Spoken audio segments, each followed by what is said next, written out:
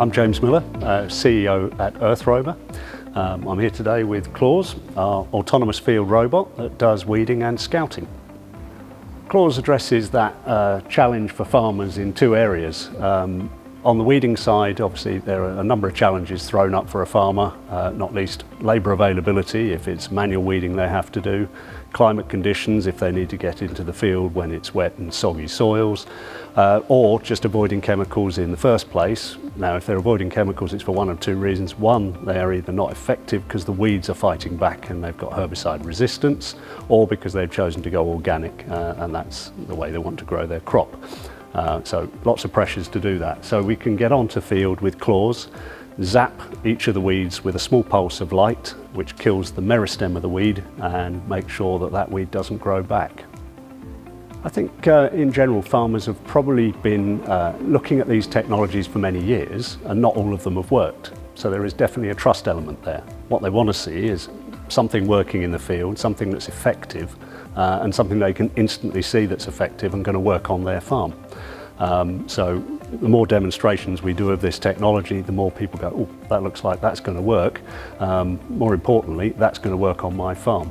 And the other part we also know is farmers do speak to farmers, and so if it works, they'll tell them. If it doesn't work, they'll certainly tell all their friends as well. The support that farmers have been able to get or can get in the future is coming in the form of either productivity grant or adoption grants. This one here is for a farmer that has a capital equipment grant for farming productivity improvement.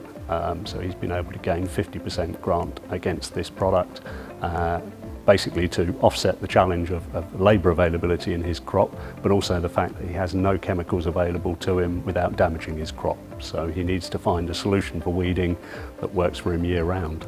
So he's jumped on the bandwagon straight away and said, this is the product for me and I want to help you develop it and prove it out. Claws was originally developed for its scouting capabilities, so you could do human eye level crop monitoring on a per plant basis. So we could give the farmer his data on every single plant in his field, whether it's a count, quantity, size, or even general health through NDVI, and provide that data almost near real time because we process the data on the edge. So I won't say it's an unintended consequence, but because you're in the field doing weeding, doing effectively something that offsets a major cost and a major challenge for a grower, but you're gathering this key information on the field for the farmer that he can now look at every individual plant and understand how many he's got in the field, when their harvest is likely to be available. That adds a huge amount of value to the farmer. I think that in terms of new skills and new training, obviously this is an autonomous field robot, so it should work on its own, shouldn't be a problem. But as with all equipment, it needs setting up, so there is an element of training to set these things up. But of course what we find nowadays is there isn't a single youngster out there who doesn't know how to use a mobile phone or fly a drone, and this is very similar in that respect. We can set up all of the field, we can set up all of the plots, all of the crop types on the mobile phone or a tablet, program it where it's got to go, when it's got to go, and then set it off and running, and the rest it does itself. So very little training required. Yeah, well, over the next decade, you're going to see a number of things. I mean, the ever-increasing challenge on labour, both availability and cost.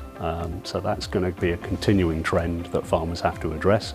So it's eroding their margins, or even meaning they just cannot plant as much as they have available land. So this sort of technology removes some of that challenge, replaces the labour and replaces the tasks that people don't want to do. So it can allow you to grow more. It can allow you to get back into crops that you decided were unprofitable because you couldn't either get the labour or you had to put too much labour on that job. So it becomes far more cost effective from that point of view.